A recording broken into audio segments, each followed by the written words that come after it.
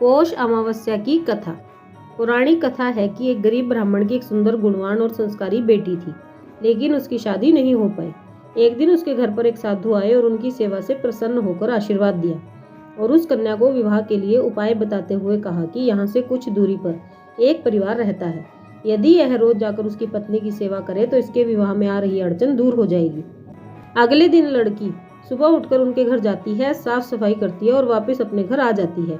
उस घर में रहने वाली महिला यह देखकर हैरान हो जाते हैं कि घर की सफाई कौन करता है, और उसके उठने से पहले ही वह चली जाती है।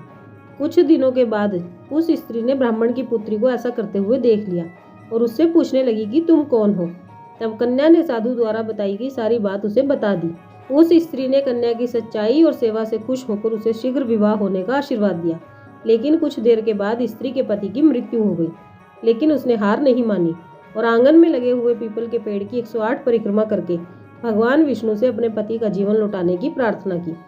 उस दिन पौष अमावस्या थी। ईश्वर की कृपा से उसका पति भी पुनः जीवित हो गया। ऐसा माना जाता है कि जो व्यक्ति इस पौष अमावस्या के दिन स्नान करके पीपल के पेड़ की परिक्रमा करता है, उसकी सभी मनोकामनाएं पूरी होती है। जय श्री हरि।